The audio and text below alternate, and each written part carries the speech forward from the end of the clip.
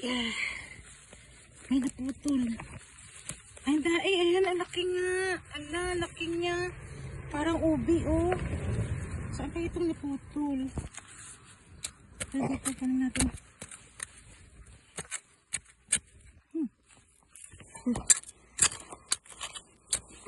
Hindi ko na mahagilap itong isa, oh. Ito, hindi ko nahagilap kung saan. Ay, wala. Nasira siya.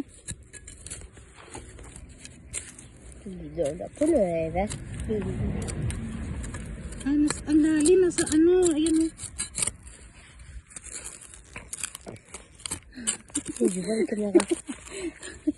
Ay, maliit siya. Ay, naputol. Sayang. Di bale?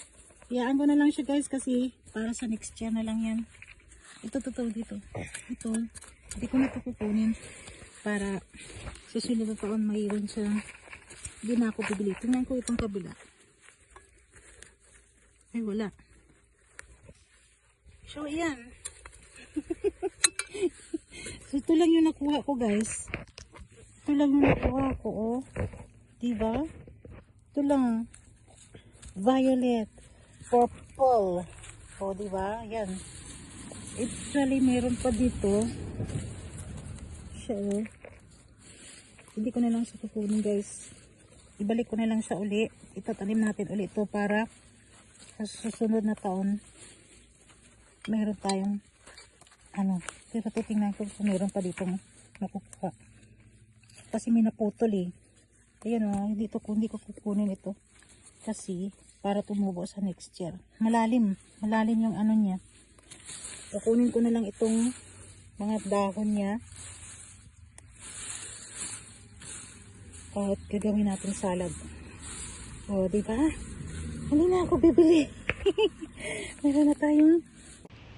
Ito na, guys. Ito lang yung na-harvest natin sa aking kamutihan. Yung 3 puno ng kamuti. So, yung sa aking purple na kulay, dalawa siya. Pero, actually, mayroon siya doong maliliit. Kaya lang, hindi ko na siya kinuha. Dahil, para next year, mayroon akong may ma-harvest ulit.